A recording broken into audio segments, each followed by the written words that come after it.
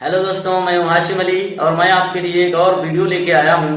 उम्मीद करता हूं ये वीडियो भी आपको बहुत पसंद आएगी, क्योंकि ये वीडियो जो है मैंने व्हाइट फंगस पे बनाई है और उम्मीद करता हूं आप लोगों को व्हाइट फंगस के बारे में भी आपको बहुत सारी जानकारी मिल जाएगी।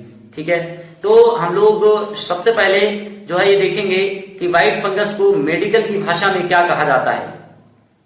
तो देखिए होता क्या है कि मेडिकल की भाषा में इसको कैंडिडाइसिस के नाम से जाना जाता है और ये भी एक टाइप का फंगल इन्फेक्शन है। दूसरी चीज ये है कि इसका पॉजिटिव एजेंट क्या है। तो अगर हम पॉजिटिव एजेंट की बात करें तो जैसे कि मैंने कहा ये फंगल इन्फेक्शन है, तो एक फंगस है कैंडिडा, और कैंडिडा जो है इसकी कैंडिडा की बहुत सारी स्पीसीज हैं और उन सब बहुत सारी स्पीसीज में से एक स्पीसीज है कैंडिडा एल्बिकेंस, जो कि बहुत कॉमन है और ये इन्फेक्शन कॉज करता है ह्यूमन बॉडी के अंदर। तीसरी चीज ये है कि कहाँ पाए जाते हैं। तो देखिए होता क्या है, वैसे तो नॉर्मली अगर हम देखें हमारे स्किन में मिलेंगे, उसके अलावा हमारे मुंह में यानी कि माउथ कैविटी के अंदर मिलेंगे, गले में मिलेंगे, फूड पाइप के अंदर पाए जाते हैं और जो है वजाइनल रीजन में भी मिलते हैं वुमेन के केस में। तो ये चीज हो गई। फिर उसके बाद हम देखेंगे कि ये कितने प्रकार की होती है, यानी कि जो कैंडिडाइसिस है कितने प्रकार की होती है और इसको व्हाइट फंगस क्यों कहा जाता है। तो देखिए ये बेसिकली 3 टाइप के होते हैं। नंबर 1 जो है कैंडिडा का इन्फेक्शन माउथ यानी कि माउथ कैविटी और गले में होगा, उसके अलावा फूड पाइप में होगा। अगर इन्फेक्शन माउथ में और गले में है तो इसको क्या बोलते हैं, ओरोफेरेंजियल कैंडिडाइसिस। और अगर इन्फेक्शन इसोफेगस में है तो उसको जो है इसोफेगल कैंडिडाइसिस के नाम से जाना जाता है। इसके सिम्टम्स क्या हैं? तो देखिए क्या होता है कि अगर माउथ और गले में इन्फेक्शन है तब इसके सिम्टम्स कुछ ऐसे होंगे।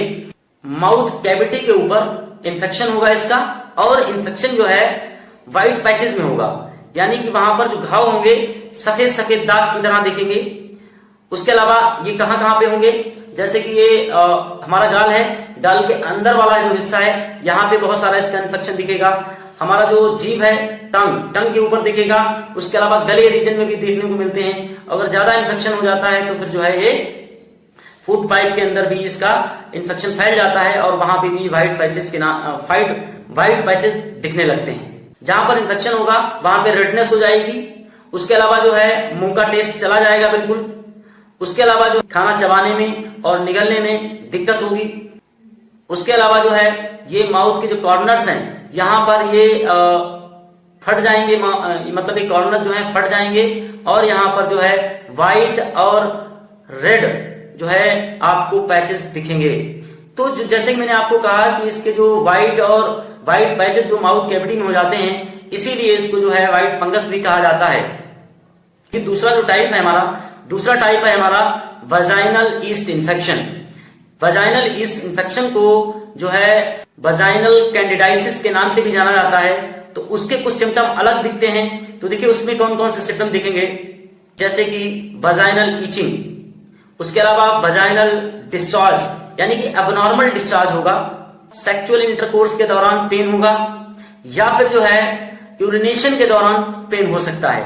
तो ये जो है वजाइनल ईस्ट इन्फेक्शन और वजाइनल कैंडिडाइसिस के कुछ सिम्टम्स होंगे। ये किन लोगों में ज्यादा हो सकती है या कौन लोग हैं जो ज्यादा रिस्क पर हैं। तो देखिए क्या होता है कि अगर हम वजाइनल ईस्ट इन्फेक्शन के केस में देखें तो क्या होता है, ऐसी फीमेल्स जो प्रेग्नेंट हो या फिर जिनका जो है इम्यून सिस्टम वीक हो यानी कि इम्यूनो कॉम्प्रोमाइज्ड हो, वो किसी वजह से हो सकता है, वो हमारा कोविड के इन्फेक्शन की वजह से हो सकता है, वो HIV इन्फेक्शन की वजह से हो सकता है, या फिर जो है वो इम्यूनो सप्रेसिव मेडिसिन के द्वारा हो सकता है, या जो हार्मोनल कंट्रासेप्टिव का इस्तेमाल करते हैं। तो ऐसे वुमेन्स में ये वजाइनल कैंडिडाइसिस आसानी से हो सकता है। लेकिन अगर हम नॉर्मल केस में देखें, अगर मान लीजिए इन्फेक्शन हमारा माउथ कैविटी में या फिर गले में या फिर इसोफेगस में है, तब जो है किन लोगों में होने का कुछ खतरा रहता है। तो देखिए क्या होता है कि ऐसे लोग जो इम्यूनो कॉम्प्रोमाइज्ड हैं, मतलब जो इम्यून सिस्टम जिनका वीक है, वो किसी वजह से भी हो सकता है, या HIV के इन्फेक्शन की वजह से हो, या फिर जो है कोरोना की वजह से हो सकता है, या जिनको कैंसर है या फिर जो है जो डायबिटिक हैं, तो इन लोगों में ये देखने को मिलता है। इसकी डायग्नोसिस कैसे करेंगे, मतलब इसकी पहचान कैसे करेंगे? तो देखिए होता क्या है कि अगर मान लीजिए माउथ कैविटी और गले में इंफेक्शन है, तो डॉक्टर्स क्या करते हैं, माउथ को ओपन करवा के उसको इजीली चेक कर सकते हैं कि अगर व्हाइट पैचेस हैं, सफेद दाग हैं मुंह के अंदर, तो आसानी से पता लगाया जा सकता है कि ये जो इन्फेक्शन है वो कैंडिडाइसिस का ही है। ठीक है, अगर मान लीजिए समझ में नहीं आता है तो मेडिकल हेल्थ केयर एक्सपर्ट्स होते हैं, वो क्या करेंगे, उसको वहां से सैंपल कलेक्ट कर लेंगे और लैब के अंदर भेज दिया जाएगा और वहां से रिपोर्ट आ जाएगी। अगर मान लीजिए इन्फेक्शन जो है इसोफेगस में है, तो वो तो आसानी से दिखेगा नहीं, तो उस केस में क्या किया जाता है, एक एंडोस्कोपी टेस्ट होता है, तो उस एंडोस्कोपी टेस्ट के जरिए से इसोफेगल इन्फेक्शन जो है डिटेक्ट किया जा सकता है। अगर मान लीजिए वजाइनल रीजन में इन्फेक्शन है, तो फिर डायग्नोसिस कैसे की जाएगी? तो देखिए क्या होता है कि वहां पे एबनॉर्मल डिस्चार्ज निकलता है, तो उस डिस्चार्ज को कलेक्ट कर लिया जाएगा और कलेक्ट करके सैंपल को लेबोरेटरी में भेज दिया जाएगा और उसका अंडर माइक्रोस्कोपिक टेस्ट हो जाएगा। उससे हमको आसानी से पता चल जाएगा कि जो है वजाइनल कैंडिडाइसिस हुआ है। ये जो है कुछ डायग्नोसिस करने के मेथड हैं जिससे कि इसको आसानी से डायग्नोस किया जा सकता है। अगर हम ट्रीटमेंट की बात करें तो ट्रीटमेंट में जैसे कि जहां पर इन्फेक्शन है उस हिसाब से ट्रीटमेंट किया जाता है। वैसे तो इसमें एंटी फंगल ड्रग्स का इस्तेमाल किया जाता है।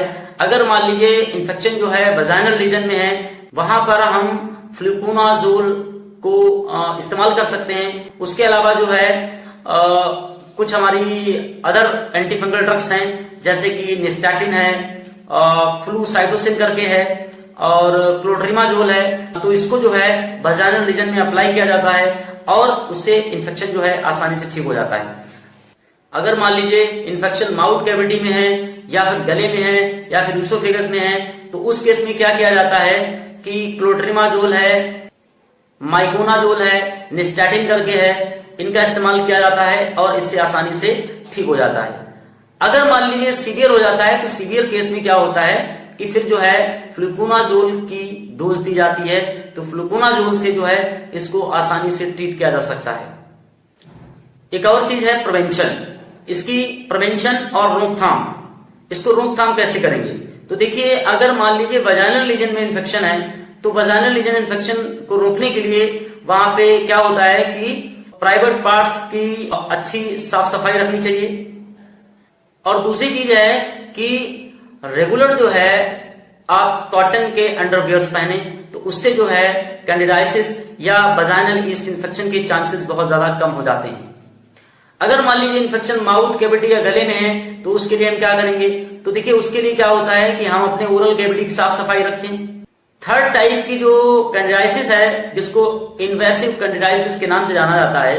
देखिए इन्वेसिव कैंडिडाइसिस में क्या होता है, जब कैंडिडा का इन्फेक्शन बॉडी में बहुत सारे ऑर्गन्स में हो जाए, यानी कि इंटरनल ऑर्गन्स में हो जाए, जैसे कि मान लीजिए अगर ब्लड में एंट्री कर गया या फिर मान लीजिए इंटरनल ऑर्गन्स हार्ट, ब्रेन, ठीक है ना, किडनी, इनमें इन्फेक्शन कर गया, तो फिर क्या होता है, ये बहुत ज्यादा खतरनाक हो सकता है।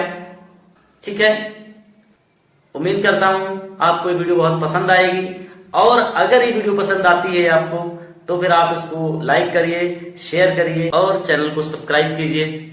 Thank you very much.